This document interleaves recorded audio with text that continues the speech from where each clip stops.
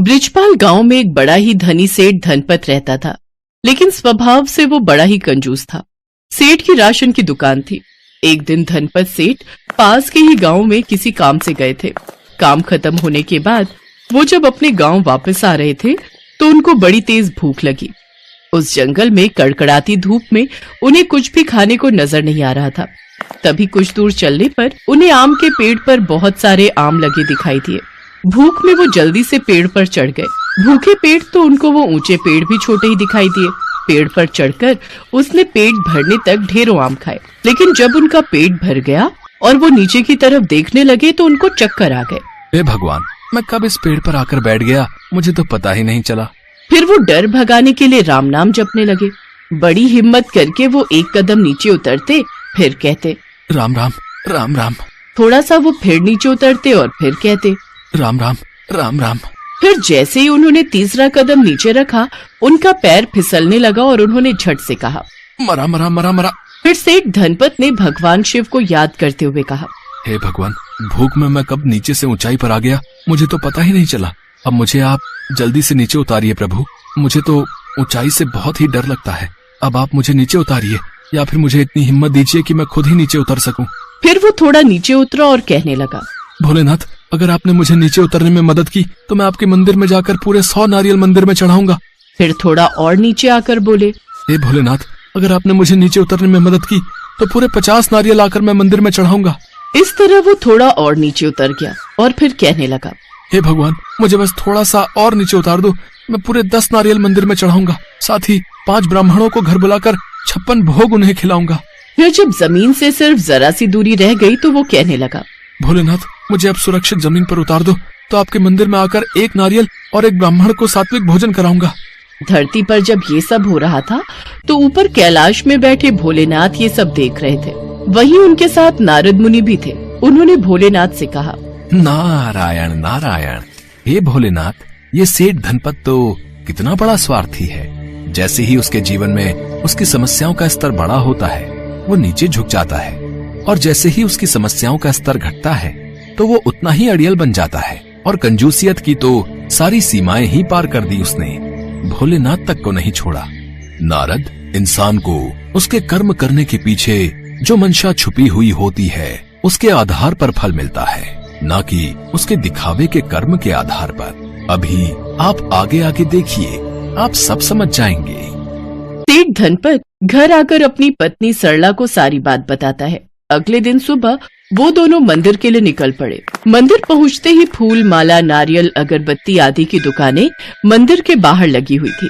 तभी एक दुकानदार ने उससे कहा, सेठ जी, अगर आप मंदिर जा रहे हैं तो जितनी भी आवश्यक पूजा सामग्री है वो आप मुझसे ले लीजिए। नहीं नहीं, इस सब की कोई जरूरत नहीं है, मैं नारियल अपने साथ लाया हूँ। लेकिन सुनिए, ये भाई साहब सही कह रहे हैं, सिर्फ नारियल ही चढ़ाएंगे क्या? आप पूजा की पूरी थाली ही बनवा लेते। तुम चुप रहो, मैंने भोलेनाथ को सिर्फ 1 नारियल और 1 ब्राह्मण को भोज कराने को कहा था। अगर उससे ज्यादा चढ़ाएंगे तो भोलेनाथ तो हमसे नाराज हो जाएंगे।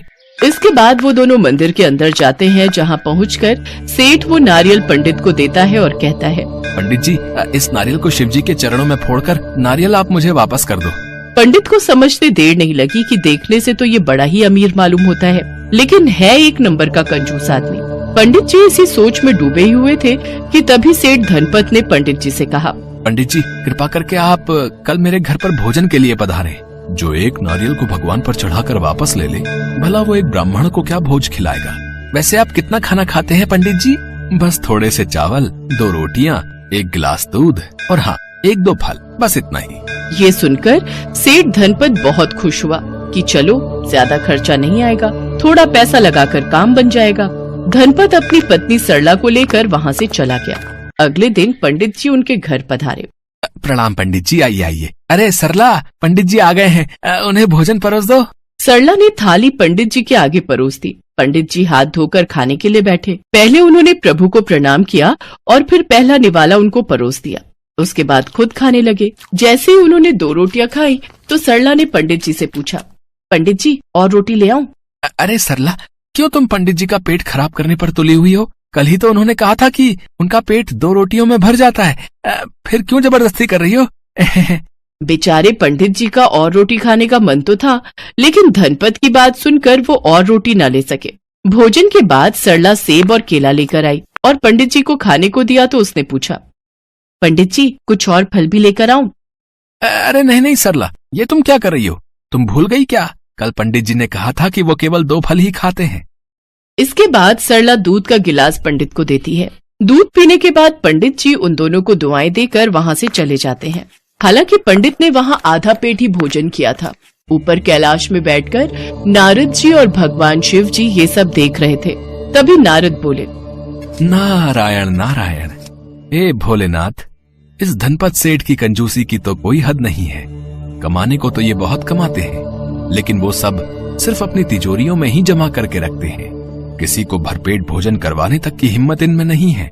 न ही वो कभी किसी भूखे को खाना खिलाते हैं, न भिखारियों में दान करता है और न ही कभी मंदिरों में चढ़ावा चढ़ाता है। अच्छे के साथ अच्छा और बुरे के साथ बुरा होता है, ये तो मैंने सुना है। लेकिन आज तो मैं भी इस कंजूस सेठ को इसके कर्मों का फल मिलते देखना चाहता हूँ। ये तो संसार का नियम है, जो जैसा करेगा वो वैसा भरेगा। ऐसे ही कुछ दिन बीत गए। फिर एक दिन जब सेठ धनपत अपनी दुकान के लिए निकले तो साधु के वेश में डाकू राका आया और वो सेठ धनपत की दहलीज पर आकर भिक्षा मांगने लगा। जो दे उसका भला, जो न दे उसका भी भला। तभी सरला बाहर आई और कहने लगी, साधु महाराज, मैं कई सालों से अपनी सूनी गोद लिए घूम रही हूँ। मेरा ये घर नन्ही किलकारियों से वंचित है। हमने सभी उपाय कर लिए लेकिन अभी तक कोई लाभ नहीं हुआ। आप ही कोई रास्ता दिखाए महाराज। आपको 5 किलो सोना, 2 किलो चांदी और साल भर का राशन किसी साधु को दान करना होगा, तभी आपको फल मिलेगा। माँ बनने के सुख के लिए सरला ने अपनी तिजोरी से सोने के गहने, चांदी और ढेरों नोट एक थैले में भरकर उस साधु के सामने रख दिए। महाराज, आप एक साधु हैं और ये सभी दान आप स्वीकार कीजिए। साथ ही हमें आशीर्वाद दीजिए कि हमें एक बच्चा हो जाए। साधु के भेष में आए उस डाकू ने तुरंत वो थैला उठाया और उसे लेकर रफू चक्कर हो गया। रात को जब सेठ धनपत घर आए तो उन्होंने सरला को एक किस्सा बताया। आज जब मैं दुकान से घर आ रहा था तो मैंने 2 डाकुओं की बात सुनी। वो आपस में बात कर रहे थे कि ब्रिजपाल गांव में आज लूट कर तो मजा ही आ गया। न जाने वो लुटेरे किसको लूट कर चले गए। क्या तुम्हें इस बारे में कोई जानकारी है? जी, क्या लूट कर ले गए वो लोग? वो दोनों बात कर रहे थे कि उन्हें कोई बेवकूफ औरत मिल गई थी, जिसने अपने हाथों से उन्हें एक थैले में सोना चांदी और रुपए दिए हैं। पता नहीं किसने ऐसा पाप कर्म किया है इस गांव में, जो कि वो घर खुद ही लूटने को तैयार हो गया और सारा माल उन डाकुओं के हाथ लग गया। सुनिए जी, वो डाकू और किसी का नहीं बल्कि अपना ही घर लूट कर ले गए हैं। और वो बेवकूफ औरत पुत्र की चाह में साधु के भेष में डाकुओं को पहचान न पाई और उसकी बातों में आकर तिजोरी में से सारा कीमती माल 2 थैलों में भरकर उसे दे दिए। अपनी पत्नी के मुंह से ये सब बातें सुनकर धनपत के होश उड़ गए और वो सोफे पर अपना सिर पकड़कर बैठ गया। कैलाश में नारद और शिव जी ये सब देख रहे थे। तभी नारद जी ने हंसते हुए कहा, भोलेनाथ जी की जय हो। आज मैंने देख लिया, जैसे को तैसा ही मिलता है। जो जैसा करेगा वो वैसा भरेगा। इस कहानी से हमें सीख मिलती है कि हमें कंजूसी छोड़कर अपनी कमाई का कुछ हिस्सा दान पुण्य में भी लगाना चाहिए। सुंदरवन गांव में सुधा नाम की महिला अपने 3 साल के बेटे मोनू और भाई नीरज के साथ रहती थी। तकरीबन साल भर पहले सुधा के पति का देहांत हो गया था। वो अपने भाई के साथ मिलकर उसके छोटे से खेत में काम करती थी। बड़ी ही मुश्किलों से उनका जीवन यापन हो पा रहा था। सुधा का बेटा मोनू अपने मामा नीरज से बहुत प्यार करता था। नीरज भी मोनू को उतना ही चाहता था। वो दोनों एक साथ खाना खाते, खेलते और सोते थे। ऐसे ही कुछ दिन बीत जाते हैं। फिर एक रोज नीरज को किसी काम से दूसरे शहर जाना पड़ा। उसे जाता देख मोनू उससे गले लगकर खूब रोता है और कहता है, मामा, आप कहाँ जा रहे हो और कब वापस आओगे? मुझे आपकी बहुत याद आएगी। मोनू बेटे, मैं किसी जरूरी काम से दूसरे शहर जा रहा हूँ। मामा, आप जल्दी लौट कर आना, मुझे आपकी बहुत याद आएगी। बस मेरे बच्चे, जैसे ही काम खत्म होगा मैं तुरंत वापस लौट आऊंगा। मोनू और सुधा से अलविदा लेकर नीरज वहां से चला जाता है। काफी समय बीत गया लेकिन ना तो नीरज आया और ना ही उसकी कोई खबर। सुधा और मोनू को दिन रात उसकी चिंता सताती थी। मोनू अक्सर अपने मामा को याद करता और रोते हुए कहता, माँ, मेरे मामा कब आएंगे? मुझे उनकी बहुत याद आती है माँ। तू परेशान मत हो मेरे बच्चे, वो जल्द ही वापस आएंगे और तू देखना, वो तेरे लिए बहुत सारे खिलौने और मिठाइयाँ भी वापस लाएंगे। ऐसे ही कुछ महीने बीत गए। एक दिन मोनू उदास बैठा हुआ था। तभी सुधा उससे कहती है, मोनू बेटा, तुम्हें जो भी बात कहनी हो वो तुम शिव जी से कह सकते हो। वो तुम्हारी हर बात तुम्हारे नीरज मामा तक पहुंचा देंगे। इसके बाद मोनू ने ठीक वैसा ही किया। जब भी उसे अपने मामा तक कोई बात पहुंचानी होती तो वो शिवजी के मंदिर पहुंच जाता। मोनू हर वक्त शिवजी से बातें करता रहता था। ऐसे ही समय बीतता गया।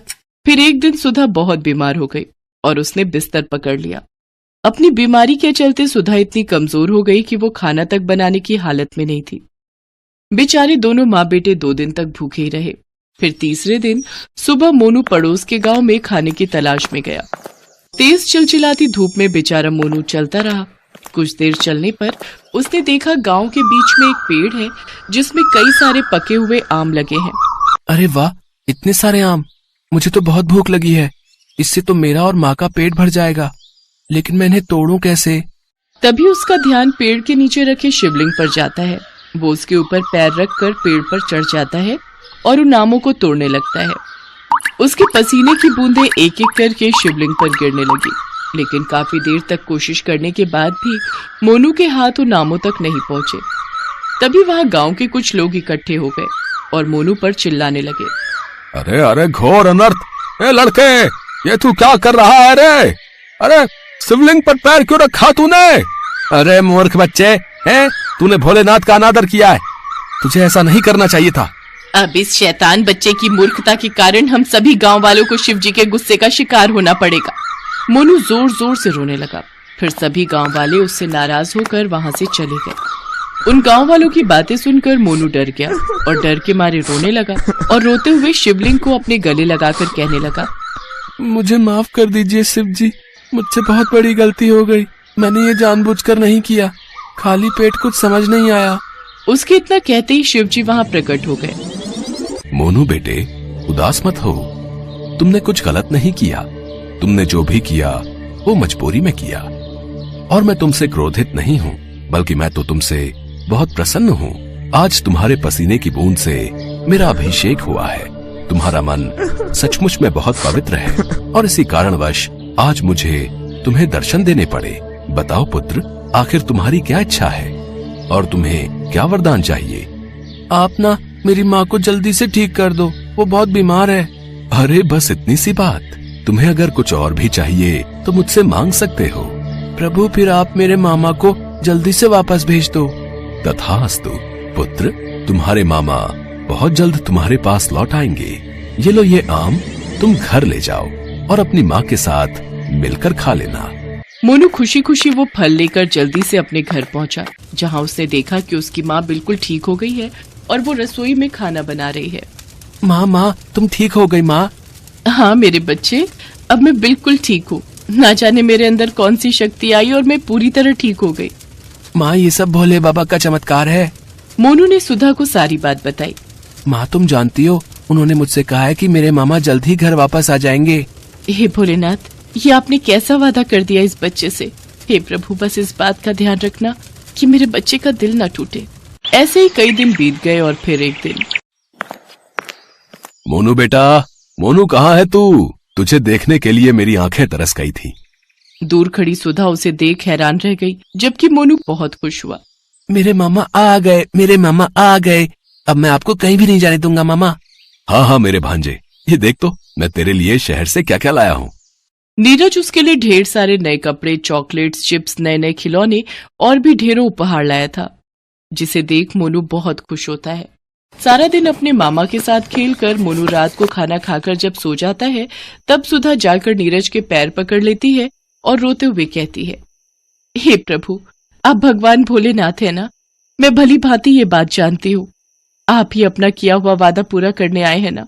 मैं जानती हूँ प्रभु, क्योंकि सच तो ये है कि मेरा भाई तो बहुत पहले ही इस दुनिया से जा चुका है। हाँ, मैं शिव ही हूँ। इस बालक के तड़पते मन को मैं नहीं देख सका और इससे अपना वादा पूरा करने चला आया। लेकिन ध्यान रहे, इस बात का पता मोनू को ना चले। कुछ दिन शिवजी मोनू के साथ रहकर ही उसके साथ खूब खेलते, मस्ती करते और उसकी सभी इच्छाओं को पूरा करते। और फिर एक दिन, अच्छा मोनू, अब मुझे शहर नौकरी पर वापस जाना होगा। मैं बीच बीच में तुमसे मिलने आता रहूंगा। मामा, अब आप फिर जा रहे हो? अब फिर आप वापस कब आओगे? भांजे, तू चिंता मत कर, मैं समय समय पर यहाँ आता रहूंगा। इस प्रकार नेकदिल मोनू की सच्ची भक्ति से शिवजी और मोनू के बीच जीवन भर का संबंध बन गया। अब शिवजी हर महीने नीरज का वेश बनाकर मोनू के साथ कुछ दिन रहने चले आते, साथ ही उसके लिए ढेरों सामान ले आते और सुधा को भी कुछ पैसे दे देते। धीरे धीरे सुधा के घर की स्थिति काफी अच्छी हो गई और मोनू और सुधा अच्छे से अपना जीवन यापन करने लगे।